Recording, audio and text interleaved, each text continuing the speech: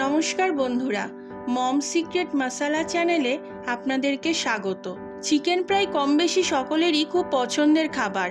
বিশেষ করে আজকালকার বাচ্চারা চিকেন হলে আর কিছুই চায় না। চিকেন কষা লুচি, পরোটা, রুটি, গরম ভাতে সব কিছুর সাথেই খুব ভালো লাগে। এখন আমরা অনেকেই চিকেন দিয়ে বিভিন্ন টাইপের ডিশও বানিয়ে থাকি।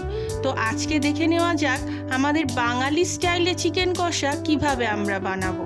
আমাদের এই ভিডিওটি ভালো লাগলে লাইক, শেয়ার এবং কমেন্ট করবেন, আর চ্যানেলটিকে সাবস্ক্রাইব করতে কিন্তু ভুলবেন না। সবপ্রথমে আমরা এখানে 1 কিলো চিকেন নিয়েছি। চিকেনটাকে ভালো করে ধুয়ে পরিষ্কার করে গরম জলে 8 ঘন্টা মতন ঢেকে রাখলাম।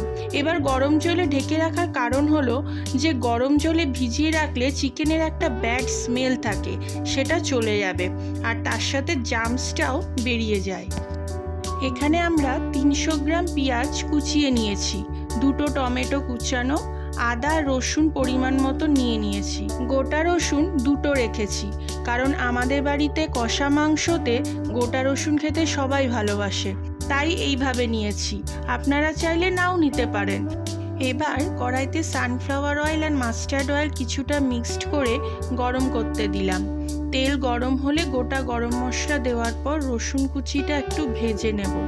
রসুন কুচিটা গোল্ডেন ফ্রাই হয়ে এলে পেঁয়াজ কুচিগুলো দিয়ে দিলাম।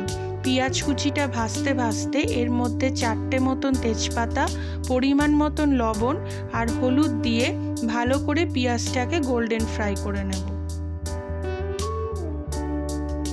পেঁয়াজটা এবার ভাজা হয়ে গেলে জল ঝরানো চিকেনের পিসগুলোকে অ্যাড করব। তারপর চিকেনটাকে কিছুক্ষণ পেঁয়াজের সাথে ভেজে নেব।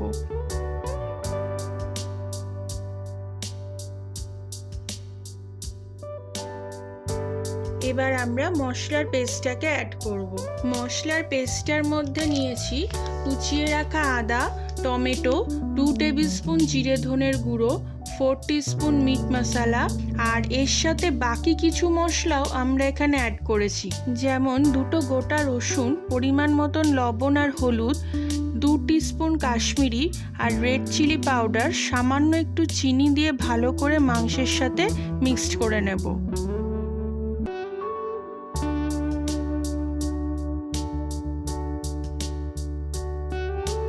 গ্যাসের ফ্লেমটা কমিয়ে দিয়ে ঢেকে নেব। কিছুক্ষণ অন্তর ঢাকনাটা খুলে একটু নেড়ে নিতে হবে, না নাড়লে তলায় আবার লেগে যেতে পারে। তো চিকেনটা কষতে কষতে আমাদের খেয়াল রাখতে হবে যে চিকেনের গ্রেভিটা থেকে তেল ছেড়েছে কিনা।